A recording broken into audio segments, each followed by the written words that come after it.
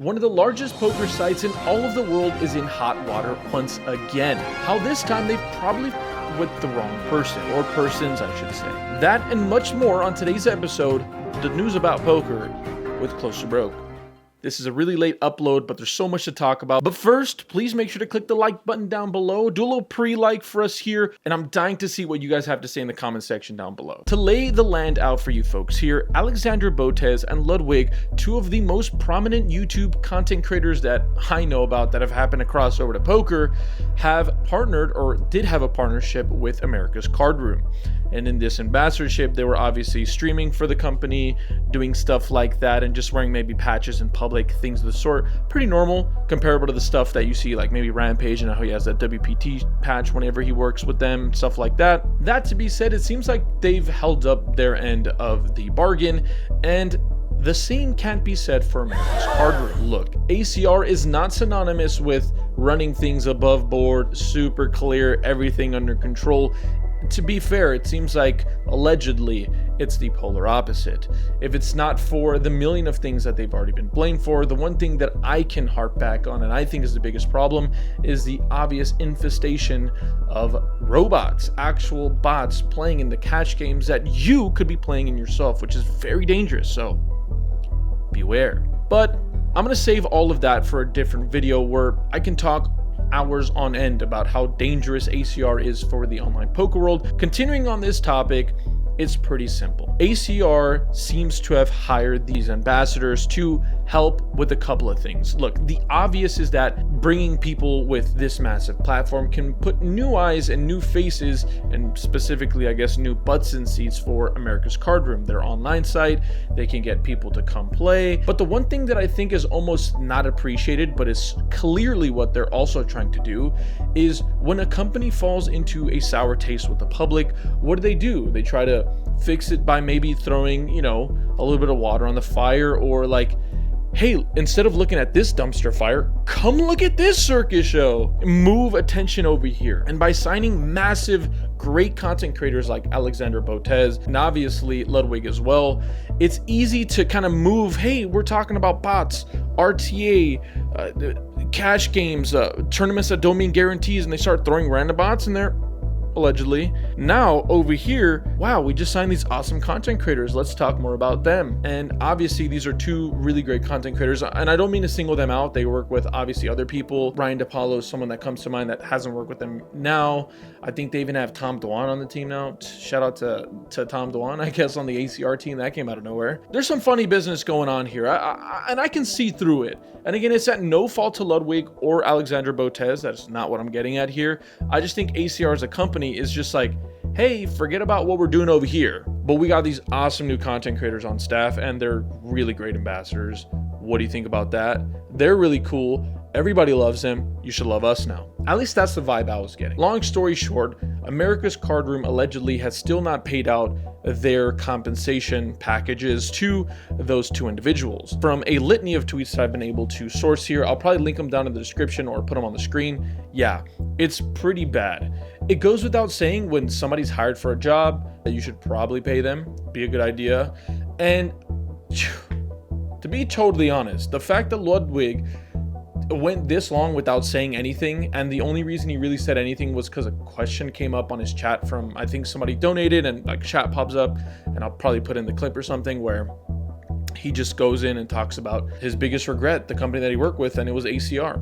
It literally comes at no surprise at all. Of all the sponsors you've done, which one do you regret the most? The sponsor that I regret the most is a poker company I used to work with called American Card Room. I was only sponsored to play poker. They did have a casino, but I never got sponsored to play the casino, only the poker. Now you might think I regret it because I was promoting gambling or something. I didn't give a fuck about that. I think poker is a dope game.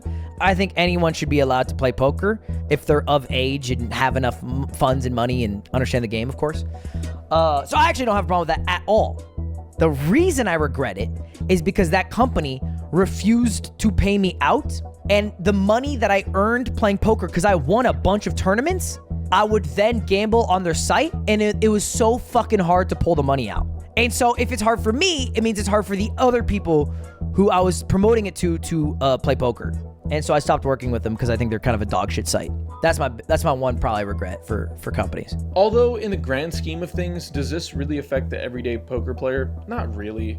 But what it does do, I think, is set a really bad precedent for people that are not directly involved with poker like we are. And it can really put kind of like a distaste in the mouth for content creators that maybe want to make a little bit of a bridge.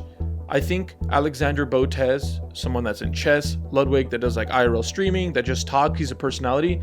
These are really important people to have in the corner of poker.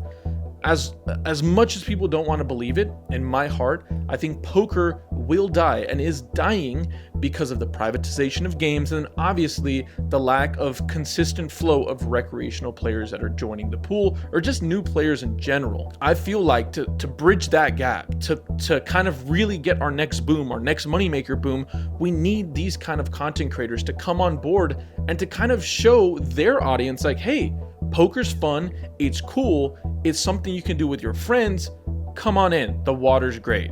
Because right now, we're kind of like there's two ways people look at poker players. Gambling degenerates that have nothing to do with their lives, and that's like how everyone in my family looked at me forever. And then the second one is like nerdy Euros that are just so good. They're like computers on steroids, but it's all implanted in their brain. To be honest, there's a lot of middle ground in poker. Poker is such a beautiful game, and the best part of it is the social aspect, in my opinion. Obviously, making money, winning, that's pretty great, but poker offers so much more than just that. Like I mentioned, this sets a really bad precedent, and the only real affected people here in reality are going to be Ludwig and Alexandra Botez. But in the grand scheme of things, if you're able to like zoom out and kind of see things from afar, it does two things, man. It just completely discredits ACR, maybe in like the super mega grand scheme of things, like macro view or micro view. This is why, you know, American poker, online poker is still not here. You know, there's a bunch of lobbyists and shit like that. I don't need to get into that. I'm not smart enough to know all the rules and politics behind it, but I can't imagine this helps that. Just a note here to close.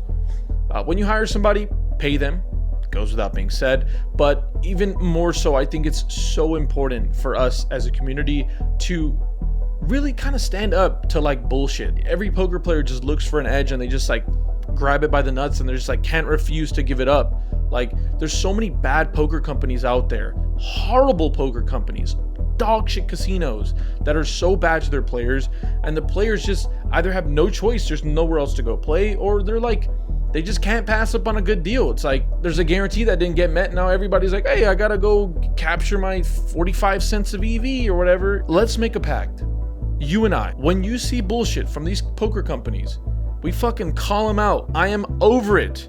I promise you today, I'm no longer gonna play Mr. Nice Guy. I'm no longer gonna not pick a side on shit. That's the whole reason Close to Broke Poker News exists now. If I see bullshit, I ain't sugarcoating it anymore.